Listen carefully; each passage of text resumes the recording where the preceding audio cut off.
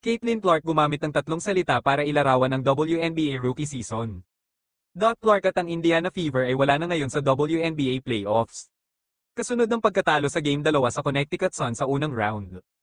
Pagkatapos ng laro ay nagsalita si Clark sa media. Sumasalamin sa kanyang WNBA rookie season natapos ng 22 taong gulang ang kanyang huling laro ng taon. Na may 25 puntos, 6 na rebound at 9 na assist kada laro. Pinangunahan niya ang lagnat sa parehong puntos at tumutulong sa Game 2. Clark pinagtibay ang sarili bilang isa sa mga pinakamahusay na manlalaro sa WNBA. Sa kanyang rookie season ng WNBA All-Star binanggit na magkakaroon na siya ng pagkakataong magmuni-muni. Hindi lang kung ano ang nagawa niya sa WNBA kundi pati na rin ang kanyang karera sa kolehiyo sa Iowa Hawkeyes. Sa kabila ng pagkawala ng tanungin si Clark tungkol sa kanyang rookie year. Nabanggit niya na ito ay espesyal, ang basketball ay talagang umuubos ng aking buhay sa loob ng maraming taon. Kaya pakiramdam ko ito ay magiging mabuti para sa akin. Uri ng pagmuni-muni sa lahat ng nangyari, sabi ni Clark, parang nararamdaman ko.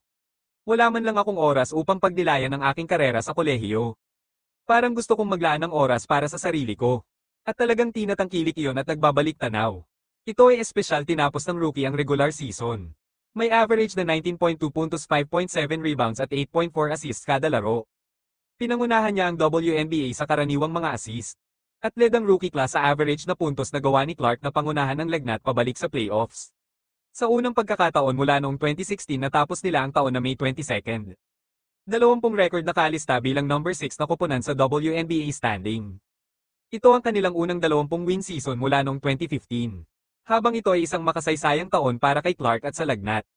Idiniin niya yun, parang gusto niyang magpalipas ng oras sa court para talaga makakuha ng ideya kung ano ang kanyang nagawa. Ang first-year star ay na-draft na may number 1 overall pick noong Abril, ngunit bago siya gumawa ng kalituhan sa WNBA, si Clark ang naging all-time leading scorer ng NCAA kasama ang Hawkeyes. Nakakuha siya ng 3,951 puntos sa kanyang 4 na taong karera habang may average na 28.4 puntos, 7.1 rebounds at 8.2 assists.